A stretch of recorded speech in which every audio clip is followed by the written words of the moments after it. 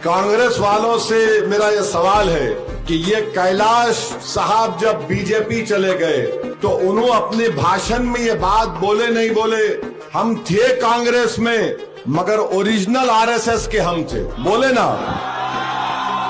बोले नहीं बोले उन्होंने?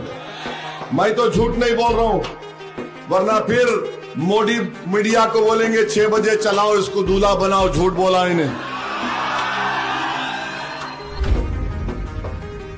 यानी मालूम हुआ कि कांग्रेस में रहते हुए भी आप आरएसएस की चड्डी या पैंट पहन के लट फिरा सकते।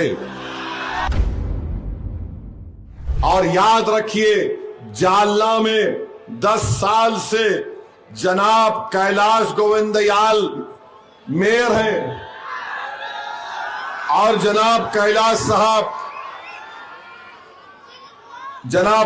साहब पहले कांग्रेस में थे। उनकी वाइफ संगीता मेयर थी, उन्होंने अचानक जो है कुलाटी मार के मोदी के पास चले गए। 10 साल मेयर थे, अब माशाल्लाह से उनका बेटा और बेटी दोनों उम्मीदवार। और फिर राव साहब दानवे के परिवार से कौन है, प्रतीक और भास्कर दानवे, दोनों लड़ रहे हैं। तो परिवारवाद यहां पर भी है। अच्छा, ये दोनों लड़ रहे हैं, तो अब हम पूछना चाह रहे, कांग्रेस वालों से मेरा यह सवाल है कि ये कैलाश साहब जब बीजेपी चले गए तो उन्होंने अपने भाषण में ये बात बोले नहीं बोले, हम थे कांग्रेस में मगर ओरिजिनल आरएसएस के हम थे, बोले ना? बोले नहीं बोले उन्होंने? मैं तो झूठ नहीं बोल रहा हूं, वरना फिर मोदी मीडिया को बोलेंगे 6 बजे चलाओ इसको दूल्हा बनाओ, झूठ बोला इन्हें।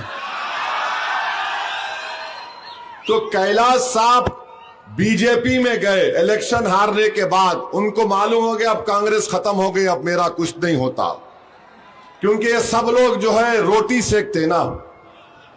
तो कांग्रेस को बाबा टाटा बोले क्योंकि कांग्रेस खत्म हो गई उनकी नजर में। तो उन्होंने जब बीजेपी में गए तो बोले मैं तो शुरू से आरएसएस का हूं।